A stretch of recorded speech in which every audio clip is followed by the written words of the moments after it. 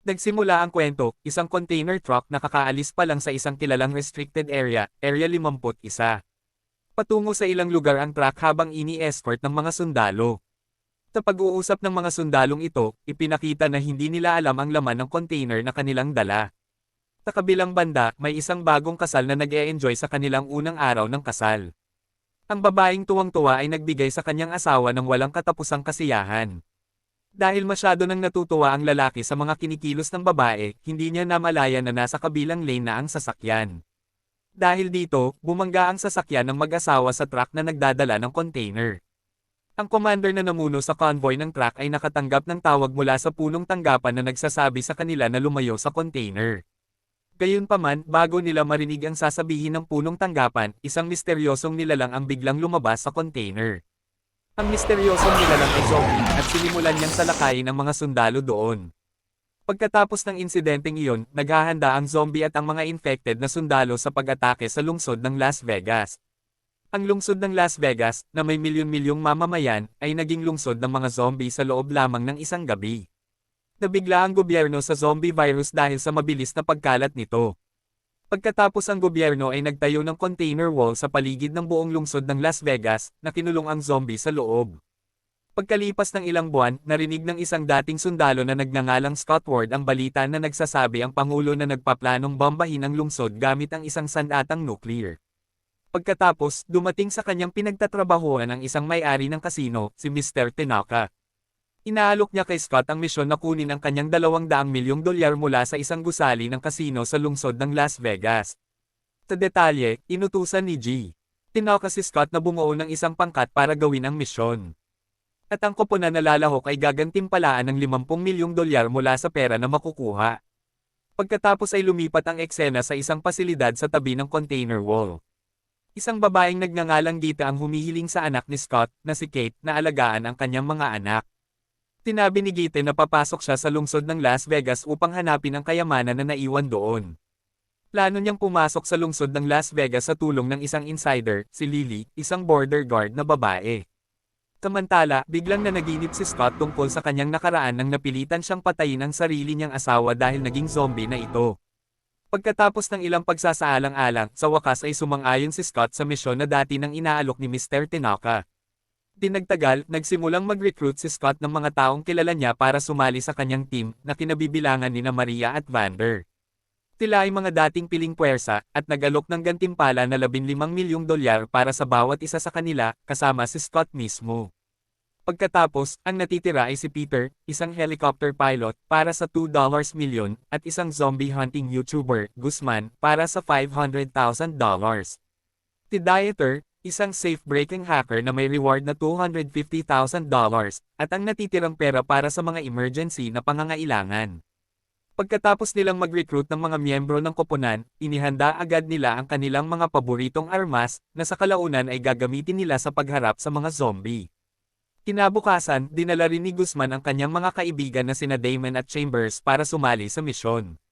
Pagkatapos ay nagpatuloy si Mr. Tanaka upang ipaliwanag ang kanyang diskarte tungkol sa kanilang gagawin. Ang plano ay makalusot sa pader, lahat sila ay papatay ng mga zombie hanggang sa makarating sila. Sa gusali kung saan matatagpuan ang safe vault. Kapag nakapasok na sila sa gusali, pupunta si Peter sa rooftop para ihanda ang helicopter. Habang ang iba ay susundan si Dieter sa safe vault, kung saan kukunin nila ang lahat ng pera. Kapag natapos na ang lahat, pupunta silang lahat sa lugar ni Peters dala ang pera.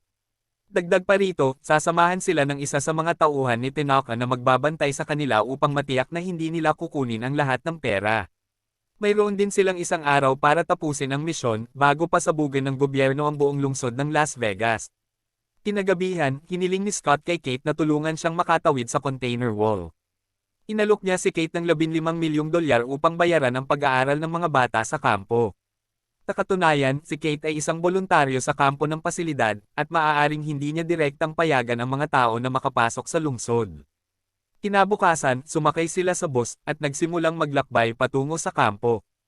Pagdating nila, nakipagkita sila kay Lily, na maghahatid sa kanila sa lungsod ng Las Vegas.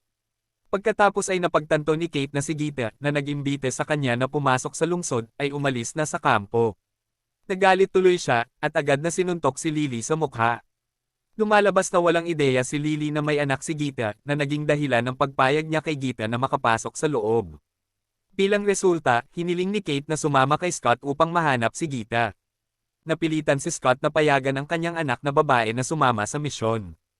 Hindi lamang si Kate, ngunit hiniling din ni Lily kay Scott na magdagdag ng isa pang miyembro, si Bert, dahil kailangan niya ang tulong ni Bert sa loob ng lungsod. Pagkatapos ay sinimulan nila ang kanilang misyon at pumasok sa teritoryo ng zombie. Pagpasok pa lang nila sa syudad, bigla na lang silang nakarinig ng malakas na dagindong na papalapit sa kanila na siya pala ay dagindong ng zombie tigre. Natarante sila noong una, ngunit dumaan lang pala ang tigre at walang balak na salakayin sila. Matapos ang insidente, agad na lumapit si Lily kay Bert at sinubukang hingin ang kanyang baril. Pagkatapos, sa sandaling ibinigay sa kanya ni Bert ang kanyang baril, bigla siyang binaril ni Lily sa binti na sinasabing kailangan nilang mag-alay ng mga sakripisyo sa mga zombie. Naisip ni Maria na pinagtaksilan silang lahat ni Lily. Ngunit ayon kay Lily, ginawa niya ito dahil kung hindi sila magbibigay ng sakripisyo, haharapin nila ang mga alpha zombie na mas matalino kaysa sa mga karaniwang zombie. Dagdag pa, ang dahilan kung bakit ginamit ni Lily si Bert bilang isang biktima dahil madalas itong gumawa ng masama sa mga kababaihan sa kampo nila. Matapos marinig ito, sa wakas ay sumang-ayon ang natitirang bahagi ng koponan na gawing sakripisyo si Bert upang makadaan sila sa lungsod nang hindi inaatake ng mga alpha zombie. Hindi nagtagal, dumating ang zombie queen at isa sa mga bodyguard niya, at agad na dinala si Bert sa isang lugar. Nang dumating si Bert sa gusali, natagpuan niya ang kanyang sarili na napapalibutan ng mga alpha zombie. Hanggang sa dumating ang isa sa mga zombie na kilala bilang Zombie King at ginawa siyang alpha zombie. Matapos ang mahabang paglalakbay, kailangan nilang dumaan sa isang gusali para makarating sa gusaling kanilang pupuntahan. Marami pala ang mga zombie doon na matagal nang natutulog. Dahil walang ibang paraan, wala silang ibang pagpipilian kundi ang dumaan sa isang kawan ng mga zombie. Pinamunuan sila ni Scott sa pamamagitan ng pagmamarka sa daan na lalakarin nila. Gayunpaman, habang nasa daan, binato ng tauhan ni Tanaka, na si Martin, ang lightstick, dahilan para maligaw si Chambers na nasa likuran niya. Nakasamaang palad. Habang sinusubukan niyang makaalis sa lugar ng mga zombie, hindi niya sinasadyang nabangga ang isa sa kanila, na naging dahilan upang magising ang mga zombie at gusto siyang salakayin. Tinubukan ni Chambers na labanan ang mga zombie upang makaalis sa lugar na iyon. Ngunit sa kasamaang palad, pagkatapos ay isinara at nilock ni Martin ang pinto, naiwan si Chambers na nakulong. Si Guzman na nakakita ng pag-atake ng mga zombie ay nagtanong kay Martin tungkol sa lokasyon ni Chambers. Sa halip, sinabi ni Martin na wala siyang ideya kung ano ang nangyari kay Chambers. Hindi nagtagal, biglang lumabas sa bintana si Chambers. Gayunpaman, dahil napapaligiran na siya ng mga zombie, sinabihan ni Chambers si Guzman na umalis kaagad doon. Napilitan din si Guzman na barilin ang gasolin ang dala ni Chambers. Pagkarating nila sa kanilang destinasyon, inutusan ni Scott ang lahat na gawin ang kanilang mga nakatalagang gawain, kasama sina Peters at Maria na papunta sa rooftop dala ang gusali upang ihanda ang helicopter. Tina Martin at Lily ang namamahala sa pagpapanatiling kontrolado ang sitwasyon sa labas ng gusali. Ang safe ay bubuksan ni Vander, Dieter, at Guzman, habang sina Scott at Kate ang inatas ang paginahin ng generator. Si Lily at Martin na nakabantay sa labas ay biglang nag-provoke ng atensyon ng Zombie Queen sa hindi malamang dahilan para mahuli ni Martin ang Zombie Queen.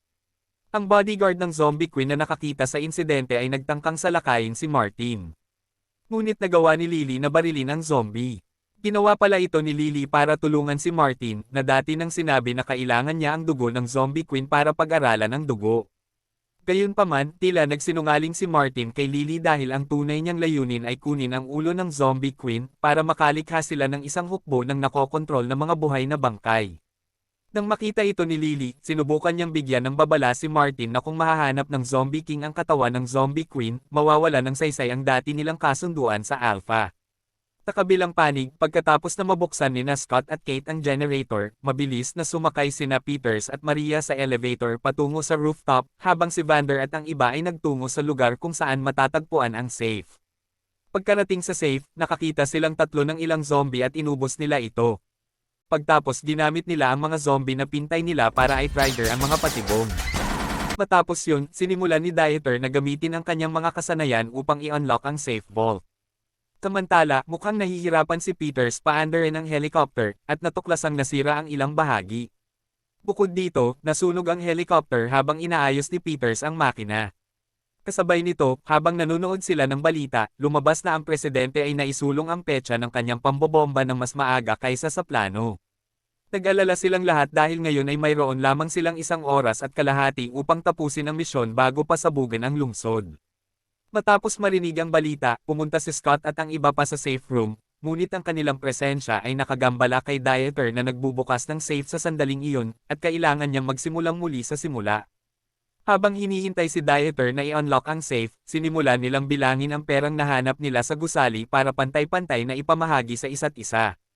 Pagkaraan ng ilang sandali ay nabuksan ni Dieter ang pinto ng safe. Tuwang-tuwa silang lahat nang makita ang malaking tambak ng pera sa safe. Tinabi ni Scott kay Vander at sa iba pa na mabilis na ilagay ang pera sa bag dahil 1 oras na lang ang natitira sa kanila. Hindi rin niya namalayan na. Umalis na si Kate at mag-isa hinanap si Gita. Ang hari ng zombie, sa kabilang banda, ay natagpuan ang bangkay ng zombie queen at ibinalik ito sa base. Dahil namatay ang dinadalang bata ng zombie queen, nagalit ang zombie king at inutusan ang kanyang buong hukbo na salakayin ang gusali kung saan ginagawa ni Scott at ng iba pa ang kanilang misyon. Nang malaman ni Scott na hinanap ni Kate si Gita, plano niyang hanapin siya kasama si Maria. Gayunpaman, papasok na sila sa elevator, biglang lumabas ang mga zombie at pinatay si Maria. Matapos matalo ni Scott ang iilan sa mga zombie, agad silang naghanap ng paraan para makaalis sa lugar na iyon. Pero sa kasamaang palad, hinayaan lang silang lahat ni Martin na nakakulong at naglakad palayo. Nang mapagtanto nila ang nangyayari, sinubukan nilang batasin ang dingding gamit ang chainsaw na dala ni Vander. Sa kasamaang palad, habang pinapatay ni Vander at Dieter ang mga zombie, biglang dumating ang hari ng mga zombie at akmang sasalakayin silang dalawa. Tinubukan nilang barilin sa ulo ang Zombie King, ngunit dahil sa kanyang bakal na helmet, hindi nila ito nagawa, kaya napilitan si Vander na labanan ang Zombie King gamit ang kanyang mga kamao. Nang kagatin na ng Zombie King ang kamay ni Vander, biglang dumating si Dieter at hinampas ang Zombie King, pagkatapos ay isinakripisyo niya ang sarili para iligtas si Vander sa pamamagitan ng pagdadala sa kanya sa loob ng safe. Si Martin naman ay sinubukang kunin ang ulo ng Zombie Queen habang handa na itong umalis, ngunit napagpalit pala noon ni Lily ang ulo ng Zombie Queen sa money counter. Hindi nagtagal ay bigla siyang inatake ng Zombie Tiger na nagbabantay sa labas. Nang makalabas sina Scott, Lily at Guzman sa safe room, binalak nilang dumiretso sa lugar ni Peters. Ngunit, dahil masyadong malapit sa kanila ang mga zombie, napilitan silang labanan muna ang mga zombie. Sa kasamaang palad, si Guzman ay nakagat ng isa sa mga zombie, kaya pinatay niya ang kanyang sarili sa pamamagitan ng mga granada sa kanyang katawan upang makatakas sina Scott at Lily mula sa mga pag-atake ng mga zombie. Pagdating nilang dalawa sa rooftop ay naabutan na pala sila ng Zombie King kaya napilitan si Lily na ilabas ang ulo ng Zombie Queen para takutin ang Zombie King. Pagkatapos ay sinabi niya kay Scott na sumakay kaagad sa helicopter. Sa kasamaang palad, ang hari ng zombie ay inihagis ang kanyang sibat diretso sa katawan ni Lily. Napilitan si Lily na bitawan ang ulo ng Zombie Queen, na kalaunan ay nahulog mula sa tuktok ng gusali at nadorodge. Samantala, sa wakas ay nahanap ni Kate si Gita na ikinukulong ng Zombie King. Gayunpaman, nang sila ay tatakas na, biglang dumating ang zombie na si Bert at kinagat ang isa sa kanila. Matapos mapatay ni Kate ang zombie na si Bert, dumating ang hari ng mga zombie, kasama ang ilan sa kanyang mga tauhan, at agad nilang inatake sina Kate at Gita. Tinubukan ni na Kate at Gita na labanan ang mga zombie hanggang matalo nila lahat. At ngayon, ang Zombie King na lang ang natitira. Nang sasalakayin na sila, biglang dumating si Scott at pinaputok ang kanyang grenade launcher. Tapos, pagdating nila sa rooftop, akala nila nakaalis na si Peters, buti na lang at bumalik pa rin si Peters para iligtas silang tatlo. Gayunpaman, hindi nila namalayan na buhay pa ang hari ng zombie at nagawa niyang tumalon sa helicopter. Tinubukan ni Scott na labanan ngunit nakagat siya bago niya tuluyang mabaril ang ulo ng Zombie King. Dinagtagal, isang bombang nuclear ang bumagsak. At nang sumabog ang bomba, ang epekto ng pagsabog ay umindayog sa helicopter. Hanggang sa naaksidente sila. Nang magising si Kate mula sa kanyang kawalan ng malay, napagtanto niya na sina Peters at Gita ay namatay. Sa sandaling iyon, tanging sina Scott at Kate lamang ang nakaligtas sa aksidente. Gayunpaman, dahil si Scott ay nakagat ng Zombie King, napilitan si Kate na barilin si Scott sa ulo nang magpakita siya ng mga palatandaan ng pagiging isang zombie. Matapos wasakin ng nuclear explosion ang buong gusali, lumabas na buhay pa si Vander at sa wakas ay nakalabas na sa safe. Pagkatapos ng mahabang paglalakad, sumakay siya ng kotse at nagplanong pumunta sa ibang bansa dala ang ilang bag na may laman na daan-daang $1,000,000 na pera. Bago matapos ang pelikula, biglang nakaramdam ng pagkahilo si Vander na nasa eroplano kaya napagpasyahan niyang pumunta sa banyo. Mula doon, napagtanto niyang kinagat siya ng Zombie King. At doon na nagtatapos ang kwento. Sana ay nagustuhan nyo at kung gusto nyo ng mga ganito klase ng content, subscribe na at i-ring nyo na din ang notification bell para ma-update kayo sa mga susunod pa na storya ni Potato Recaps. Thank you guys for watching.